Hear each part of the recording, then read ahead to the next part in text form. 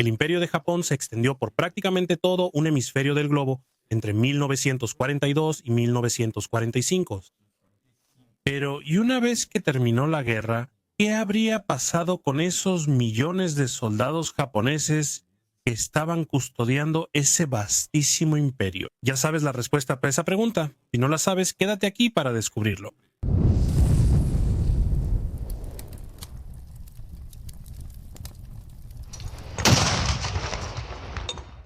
Y antes de empezar este video súper especial, tengo otro anuncio aún más especial para hacerte. Hace mucho tiempo que me lo están pidiendo. Un contenido más estructurado que los videos que publicamos de forma más suelta aquí en el canal, en YouTube, ¿verdad? Y para aprender los contenidos de verdad de una manera que te ayude profesionalmente o incluso en tu pasión por la historia de la Segunda Guerra Mundial, creé la Academia SDG allá en la academia. Vas a poder tomar nuestros cursos, ser certificado por ellos y tener la garantía de que realmente vas a progresar en tu conocimiento sobre historia militar de la Segunda Guerra Mundial y otros conflictos. Y nuestro primer curso es realmente el más solicitado de todos: Estrategia y Táctica en el Mapa. Piensa como los generales de la Segunda Guerra Mundial, enfocándose en la campaña europea y norteafricana entre 1939 y 1945.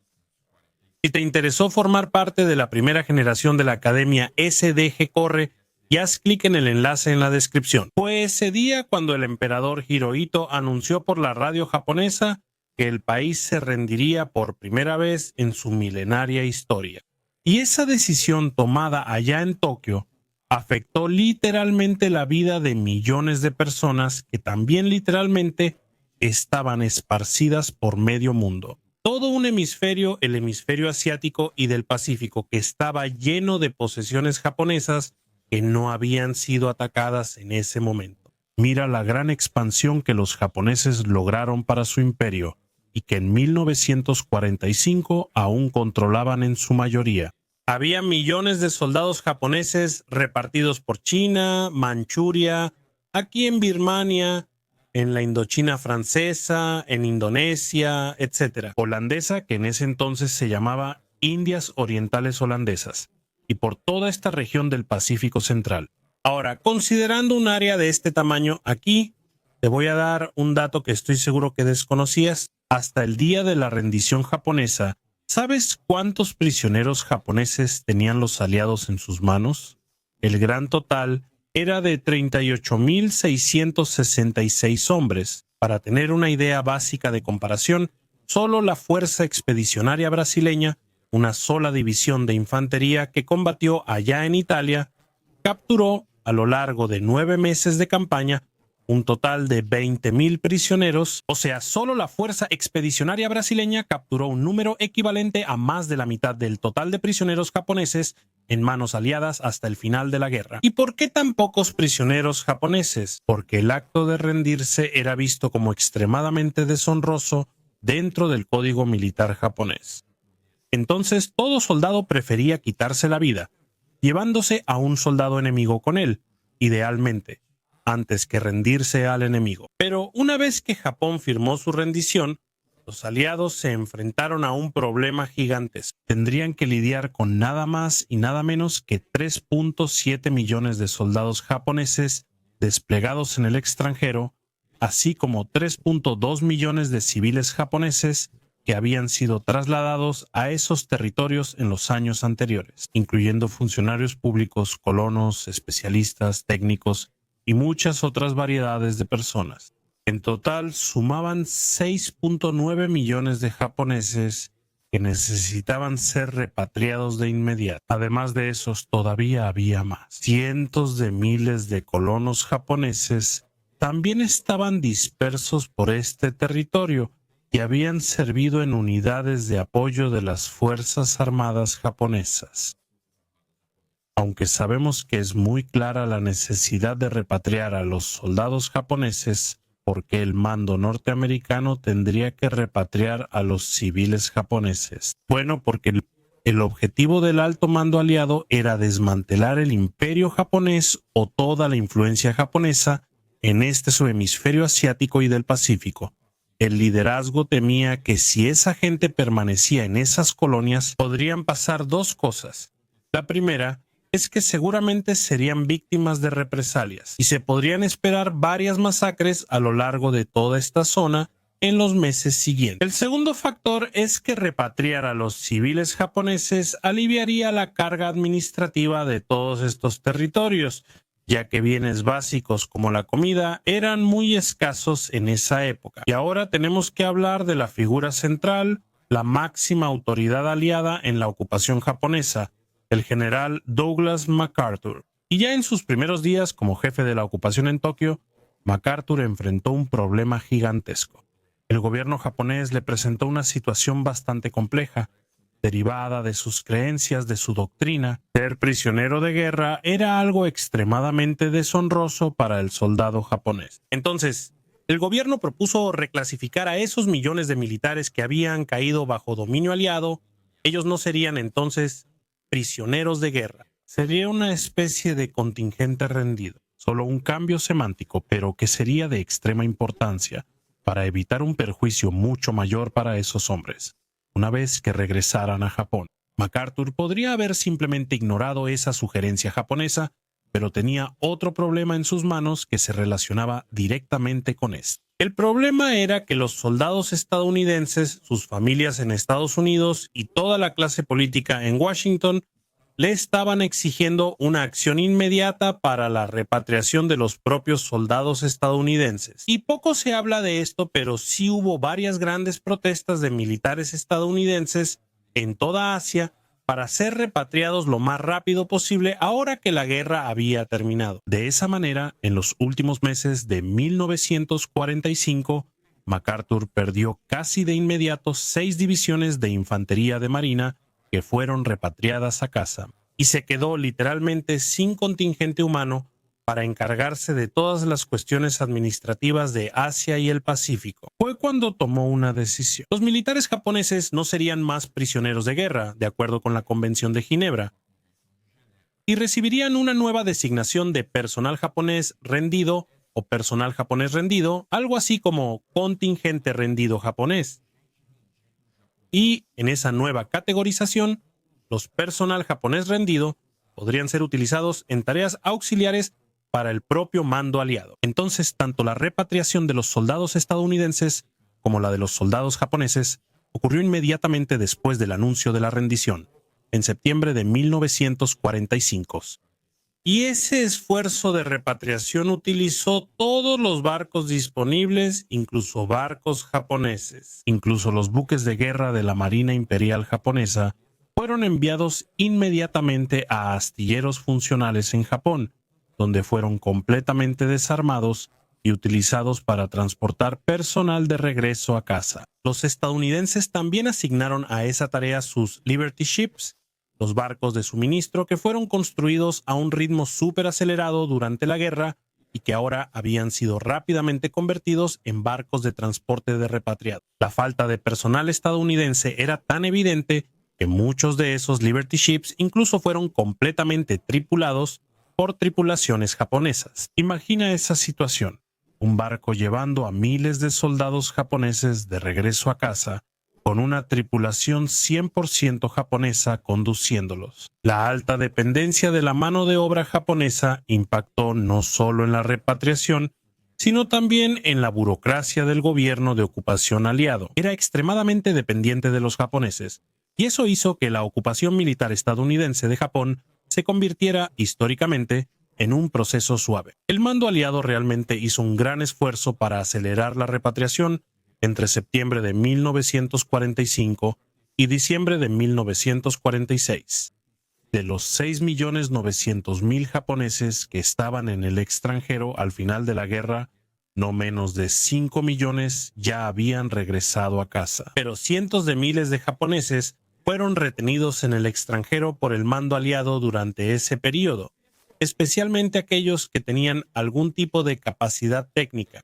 En esta curiosa foto de aquí, tomada en los últimos meses de 1945, puedes ver precisamente un jeep británico pasando por un puente, donde es vigilado por un soldado japonés armado. La extrema falta de mano de obra en el Pacífico provocó que tanto británicos como estadounidenses, cuya justicia militar ignoró el proceso, actuaran así. Todo de personal japonés rendido. Usaron a miles de esos soldados japoneses para realizar tareas cotidianas como obras, limpieza y mantenimiento en Filipinas.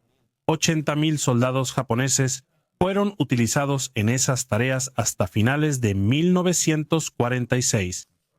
Esto es interesante, ¿no? Pero ¿sabías que además de esas tareas administrativas aquí, soldados japoneses también fueron empleados en combate por los aliados? Ahora te contaré el final de la guerra para los japoneses, lleno de curiosidades. Pero en mi colección tengo unos artículos aquí que vas a querer ver. Mira estos de aquí. Son copas ceremoniales de sake entregadas como baja honorable por las Fuerzas Armadas japonesas. Este de aquí, de hecho, vino con la cajita original. Mira qué cosa tan linda, amigo. Mira la bandera del ejército y de la marina. Aquí, este es conmemorativo de la marina. Los tres son de la marina, ¿verdad?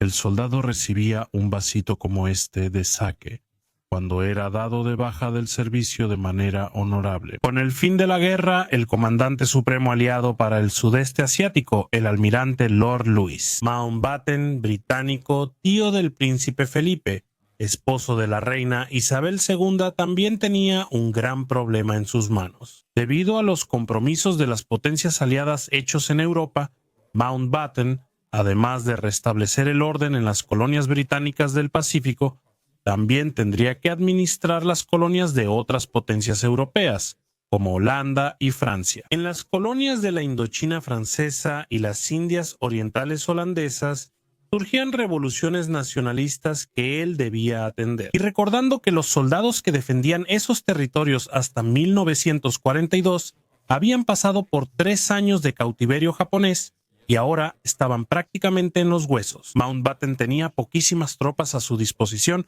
para combatir y contener el caos que reinaba en esos territorios. En las Indias Orientales neerlandesas estalló una revolución nacionalista en agosto de 1945 tras el anuncio de la rendición japonesa. En ese territorio se rindió un contingente de 35,000 soldados japoneses, pero un buen porcentaje de ellos fue mantenido armado, uniformado y usando la misma organización y cuerpo de oficiales que existía durante la guerra, esta vez para contener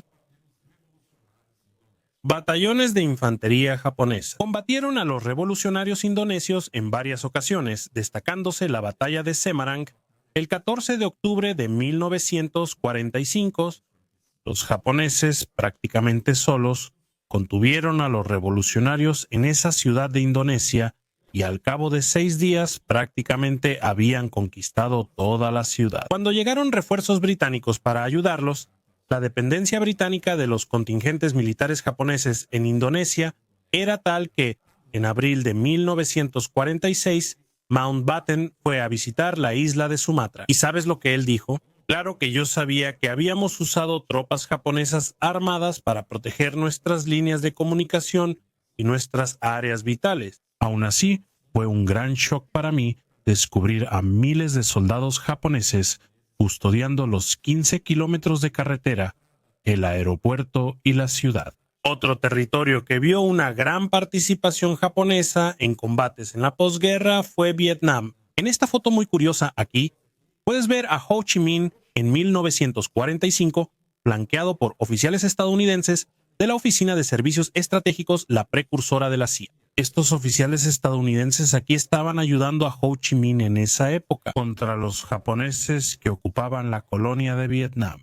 Pero en el inmediato posguerra, el alto mando aliado permitió que la rendición de las tropas japonesas en el norte de Vietnam fuera hecha por China y en el sur de Vietnam fuera hecha por Inglaterra. Y en esa orden está contenida la semillita del proceso histórico que vendría a dividir Vietnam en 2 naciones en los años siguientes. Cuando se anunció la rendición japonesa, Douglas MacArthur prohibió que los británicos ocuparan Vietnam, que era una colonia francesa, hasta que los japoneses firmaran formalmente la rendición. Entonces, ese acto de cerca de 3 semanas creó un gran vacío de poder en ese territorio. Y los contingentes japoneses que estaban en el norte de Vietnam simplemente abrieron sus arsenales para Ho Chi Minh. Y es justamente por eso que nació el grupo armado conocido como Viet Minh, que Viet y poco después Ho Chi Minh declaró la independencia de Vietnam. Justamente en ese momento, mientras el gobierno hacía bromas,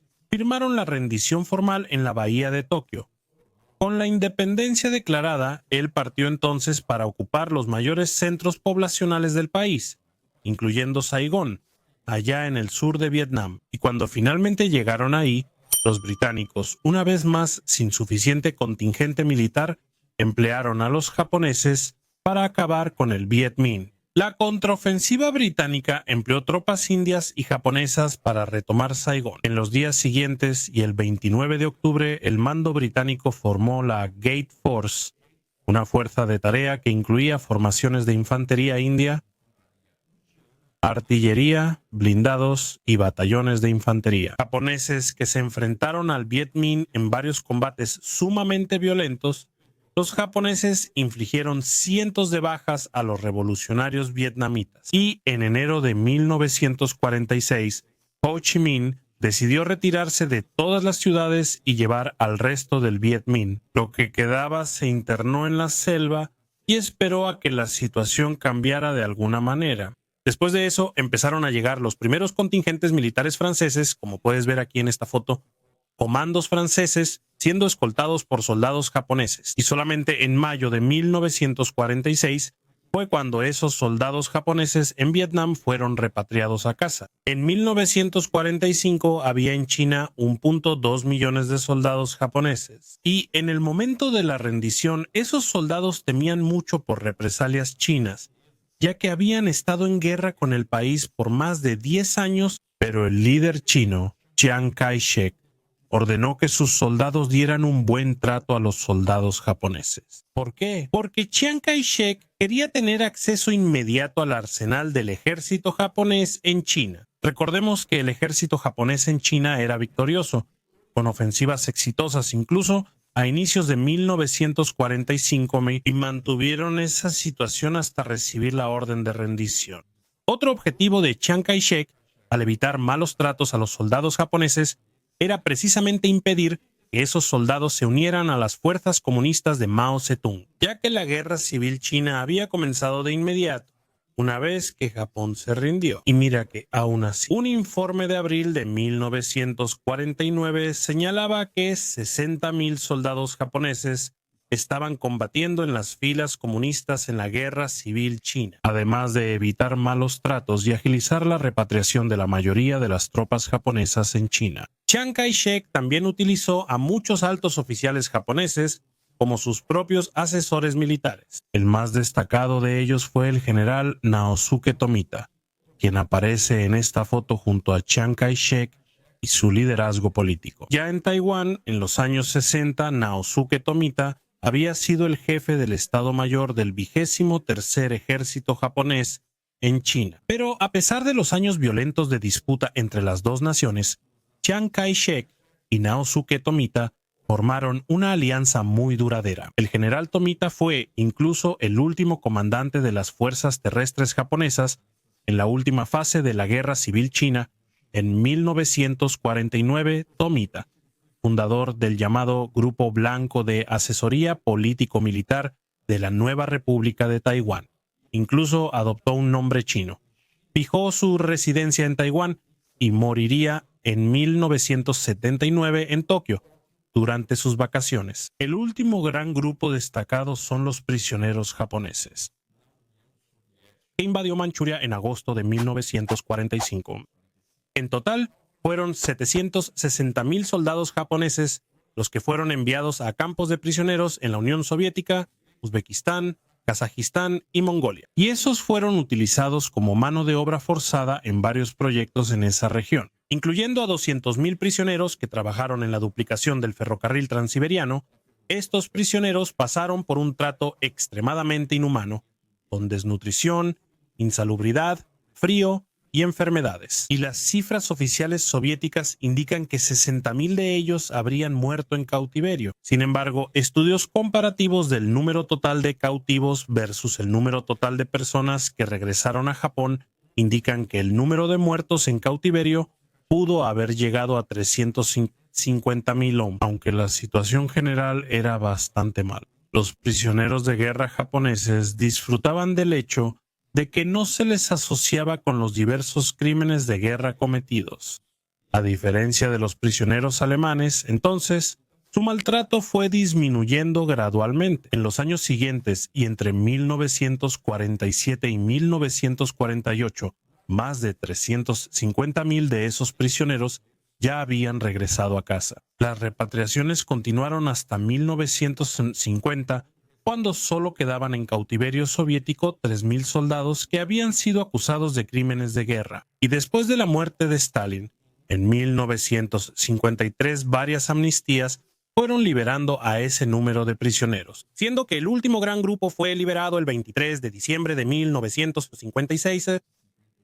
Después de eso, solo 1.025 japoneses permanecieron en cautiverio soviético, siendo liberados en pequeños grupos, hasta que el último prisionero fue liberado en 1990. Muchos de esos últimos japoneses que permanecieron en la Unión Soviética terminaron formando una familia en el país y se negaron a regresar a Japón una vez que tuvieron esa oportunidad. Ya aquellos millones de soldados que realmente regresaron a casa muchas veces fueron recibidos con frialdad por sus compatriotas, y en muchos casos esas familias de esos soldados fueron tomadas completamente por sorpresa con su regreso, ya que era costumbre del gobierno imperial reportar al soldado como muerto una vez que ese soldado había sido hecho prisionero por los norteamericanos. De nuevo, esto para poder evitar esa vergüenza de ser hecho prisionero para la propia familia del tipo. También hubo el caso de los criminales de guerra, principalmente los criminales de guerra de clase A, que fueron juzgados en el tribunal para crímenes de guerra del Lejano Oriente, y de los 28 acusados que fueron juzgados en ese proceso, destacando al general Hideki Toyo, exministro de guerra y primer ministro de Japón. 7 fueron condenados a muerte por ahorcamiento, incluido el propio Tojo, y otros 16 condenados a cadena perpetua. De esos 16, 3 murieron en la cárcel y todos los demás fueron perdonados. A partir de 1954, otros criminales de guerra de clase B y C fueron juzgados y sentenciados en otros países de Asia, como India, China y Filipinas. Y aquí hay un último caso interesantísimo que merece un video específico solo para él. Es el caso de los desgarrados del Pacífico, que fueron soldados que continuaron su resistencia décadas después del final de la guerra, entre 1947 y 1974. Nada menos que 127 de estos soldados fueron encontrados en varios territorios del Pacífico, algunos de ellos incluso siendo muertos en enfrentamientos con fuerzas militares y policiales de esos lugares. En 1974, 29 años después del final de la guerra, los 2 últimos desgarrados fueron encontrados en el mes de marzo. El teniente Hiroo Onoda fue encontrado en Filipinas y, en el mes de diciembre, el soldado Teru Nakamura fue encontrado en Indonesia. Y un final curioso para toda esta historia es que Hiroo Onoda emigró a Brasil y se convirtió en ganadero allá en el Pantanal. ¿Quieres entender aún más de esta historia? Entonces compra mi libro El átomo como arma, que está pues a la venta en Weclap y también en Amazon. Y si te gustó este video, compártelo con tus amigos y danos un like. Suscríbete a la Sala de Guerra para no perderte nada. Me despido y agradezco tu audiencia. Un fuerte abrazo desde la Sala de Guerra.